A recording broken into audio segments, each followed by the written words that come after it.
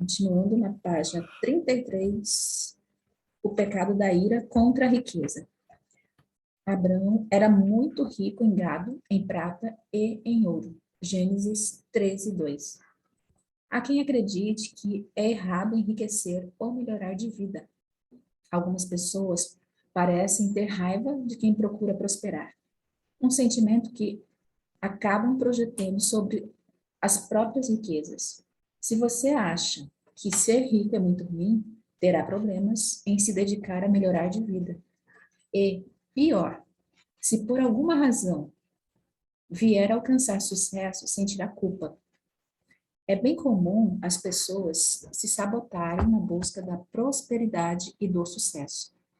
Nossa sociedade, como já dissemos, carrega uma série de preconceitos contra a riqueza, a ponto de ver nos sinais exteriores de enriquecimento um indício de desonestidade e corrupção, em vez de algo admirável, fruto do trabalho e do esforço pessoal.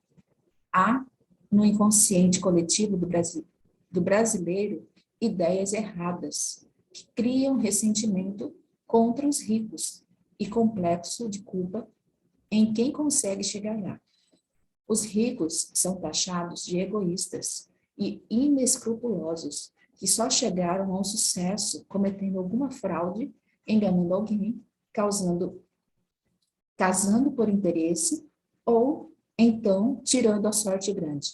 A sensação geral é de que sucesso, trabalho ou riqueza afastam a pessoa da família. Culturalmente, há muito ressentimento contra quem vence na vida. Como dizia Tom Jobim, no Brasil, sucesso é ofensa pessoal. Todos esses conceitos são equivocados.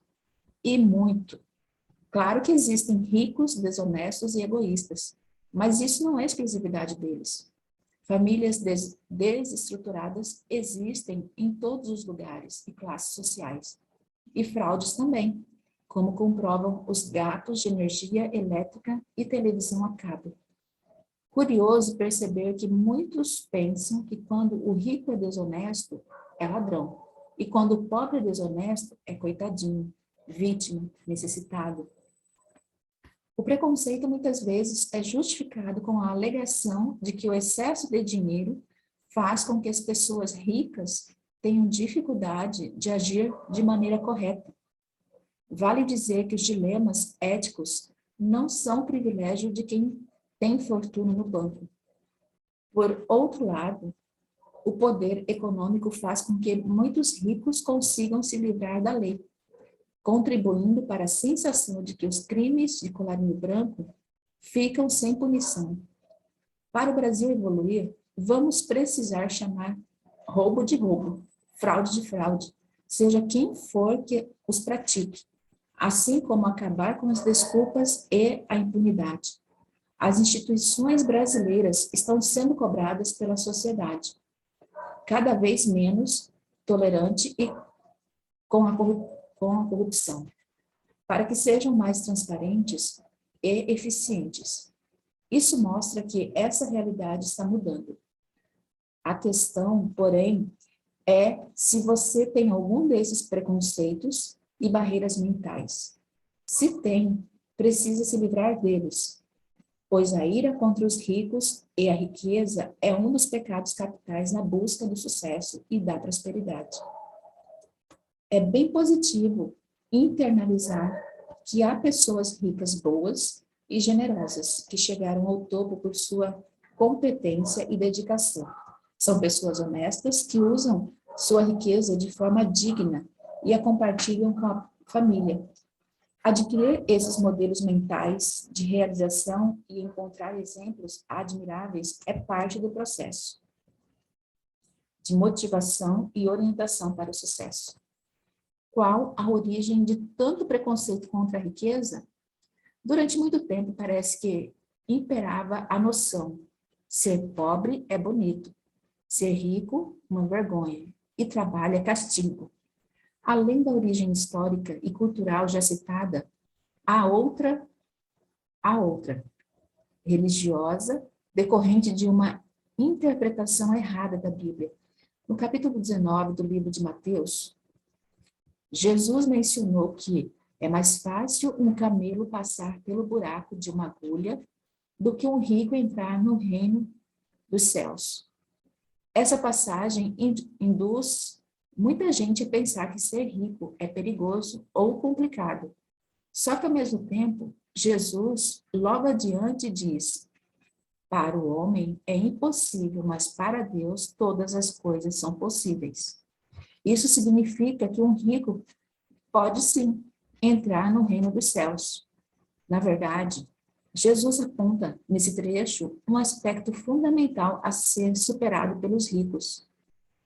Em Marcos 10, 17 a 22, outro trecho que pode dar margem a interpretações erradas.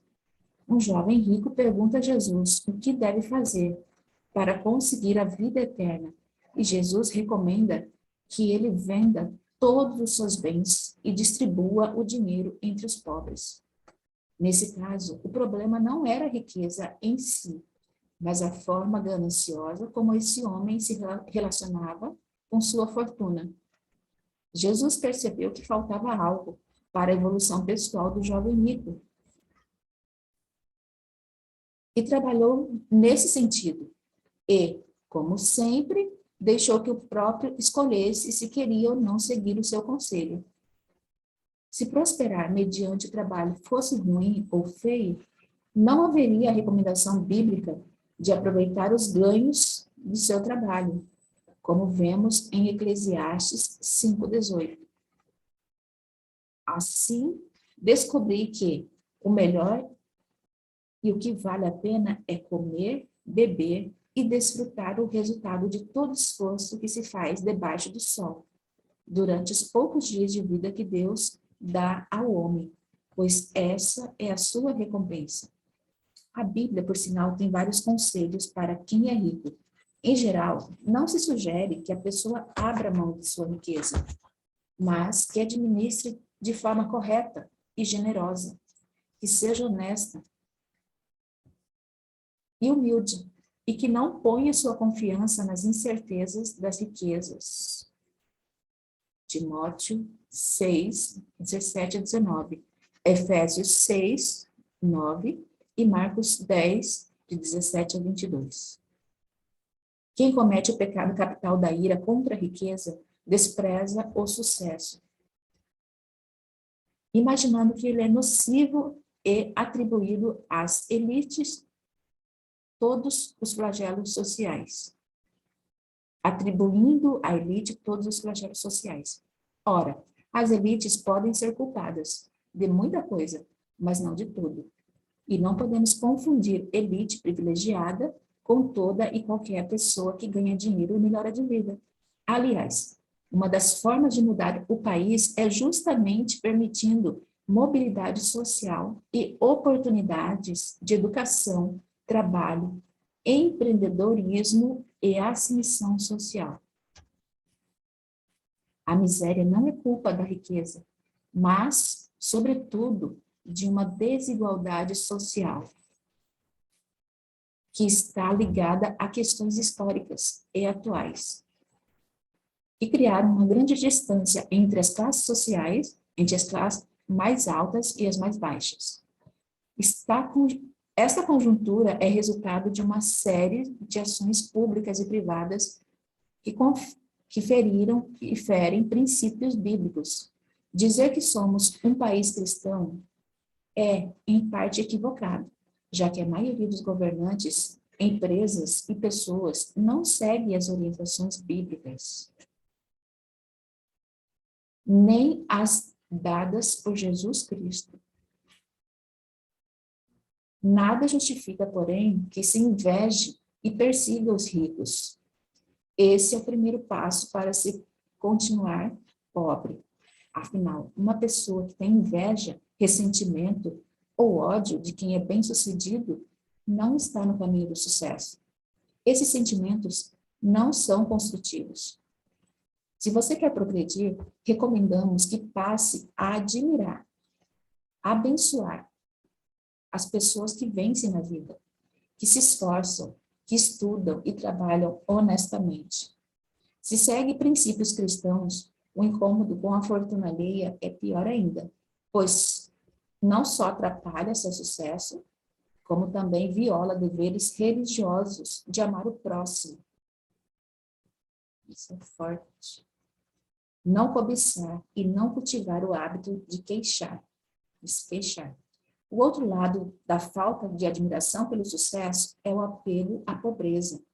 Há quem acredite que é louvável, bom e mais correto ser pobre, por ter raiva dos ricos ou de como alguns figurões enriqueceram, a pessoa passa a gostar de ser pobre. Ser pobre não é vergonha, nem problema. Há pessoas pobres mais dignas e felizes que muitos milionários.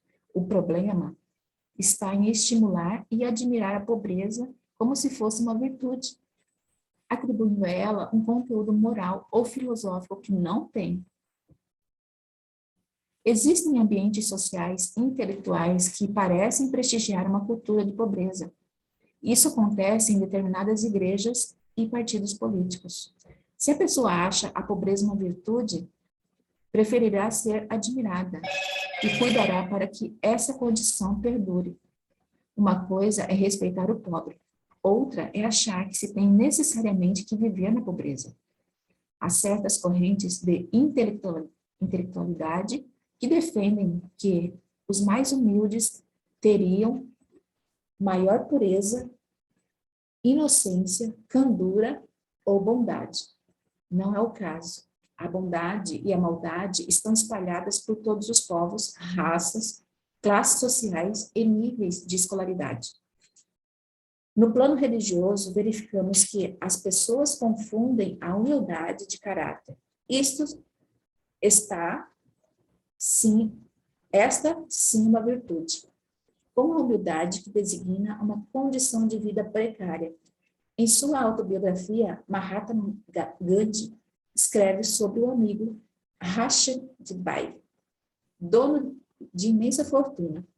As transações comerciais de Rashid Bai chegavam a centenas de milhões de rúpias. Ele era um grande conhecedor de pérolas e diamantes. Nenhum problema comercial intrincado lhe parecia insolúvel. Entretanto, essas coisas não eram o centro em torno do qual girava a sua vida.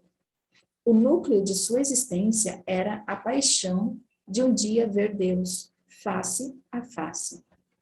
Entre os objetos invariavelmente encontrados em sua mesa de trabalho estavam livros religiosos e o seu diário. Tão logo terminava com os negócios, abria um deles. Muitos de seus escritos publicados consistem em reproduções desse diário. Uma pessoa que, ao acabar de falar sobre pesadas transações comerciais, começava a escrever sobre coisas ocultas do espírito. Não poderia, decididamente, ser um característico homem de negócios, mas um consumado buscador da verdade. Essa descrição revela que é possível ser, a um só tempo, rico e nobre, bem-sucedido e espiritual. Antídotos. Tenha como modelo e fonte de inspiração pessoas ricas e de sucesso que merecem a sua admiração, por serem competentes, honestas, trabalhadoras e generosas. Não tenha vergonha de querer melhorar de vida. Livre-se da mentalidade de que é mais honrado ser pobre do que ser rico. Visualize todas as coisas boas que você poderá proporcionar a si mesmo e aos outros ao prosperar. Se você tem vergonha da sua meta, ela não vai acontecer. Roberto Chiniachik. O pecado da inveja e da cobiça. O invejoso é ávido por riquezas e não percebe que a pobreza o aguarda. Provérbios 28, 22. Existe uma lei bíblica segundo a qual não se deve cobiçar, mas não existe uma que diga diretamente, não tenha inveja. Cobiçar é desejar o que é do outro. E é contraindicado nos 10 mandamentos. Já a inveja é pior. é se incomodar com o que os outros têm. No fundo, tanto num caso quanto no outro, a pessoa se apega ao que não é seu, ou porque quer para ela mesma, cobiça, ou porque deseja que o outro não tenha, inveja. Ambos os sentimentos são extremamente negativos. Para não incorrer neste pecado, o melhor antídoto é a virtude do desapego. Um dos maiores obstáculos ao sucesso é ficar competindo com os outros e invejando o que tem, em vez de batalhar pelos próprios sonhos. Quando a Bíblia diz que o invejoso empobrecerá, não é porque ele será castigado por um Deus iracundo, mas simplesmente porque sofrerá os efeitos de desperdiçar sua energia naquilo que não traz resultados. Quando eu, William, escrevi o livro Como Passar em Provas e Concursos, o primeiro sobre o tema, lançado no Brasil em 98, e que criou uma nova matéria atualmente estudada nos concursos preparatórios, disse que a inveja atrapalha muito qualquer pessoa que tenha esse objetivo. E recomendei que os estudantes evitassem reclamações, vitimizações e a procura de culpados. Anos depois, ao ler Os Segredos da Mente Milionária de Tim Habecker, um trecho que ressalta que a inveja prejudica quem quer ficar milionário, chamou minha atenção. O livro aborda vários conceitos equivocados sobre a riqueza e ensina como corrigi-los. Por quê? Também fala da inveja? Porque o invejoso foca na sua atenção nas coisas erradas. Porque o invejoso foca sua atenção nas coisas erradas. Gasta sua energia naquilo que não é essencial. Adolfo Martins, jornalista que criou o grupo Folha Dirigida, costuma dizer que obteve tão bons resultados porque sempre se concentrou em ações e emoções positivas. Isso funciona. A inveja faz as pessoas ficarem gastando o dinheiro e os bens dos outros, em vez de cuidar dos próprios. A ideia dos 10 mandamentos de contraindicar a cobiça é para que a pessoa vá cuidar da sua vida, o que é muito mais produtivo do que ficar sofrendo pelo que não tem. Há uma parábola no livro de Mateus sobre o generoso proprietário de uma vinha que resolveu pagar a mesma quantia tanto para os trabalhadores que tinham se empenhado mais, quanto para os que tinham se esforçado menos. Quem trabalhou mais reclamou, embora tenha recebido exatamente o valor acertado. A grande questão foi o incômodo por outros terem trabalhado menos e recebido as mesmas quantias, a mesma quantia. Repare no que o proprietário diz no final. Não me é lícito fazer o que quero do que é meu? Ou é mal ao teu olho, porque eu sou bom? Mateus 20, 15. Em certo aspecto, ficar reclamando da vida porque outra pessoa tem algo é uma forma de incorrer no mesmo erro que aqueles trabalhadores cometeram. Ou seja, ficar se importando com as dádivas que a outra pessoa recebeu. Cuide do que é seu, não do que é dos outros. Isso se aplica, inclusive, à preocupação que alguns têm em relação a quanto os colegas de trabalho ou conhecidos ganham. Isso é problema deles. Cada pessoa deve se concentrar em melhorar profissionalmente para ver, na sua vida, as repercussões positivas do seu esforço. Antídotos. Concentre suas energias no seu trabalho e em ambições positivas para você. Trabalhe por tudo aquilo que deseja, sem se permitir ficar ressentido com o esforço que terá de fazer, e muito menos com o que os outros possuem. Comemore sinceramente quando alguém melhorar de vida e tome isso como exemplo e fonte de motivação. Abençoe aquilo que você quer. Filosofia dos sábios do Havaí.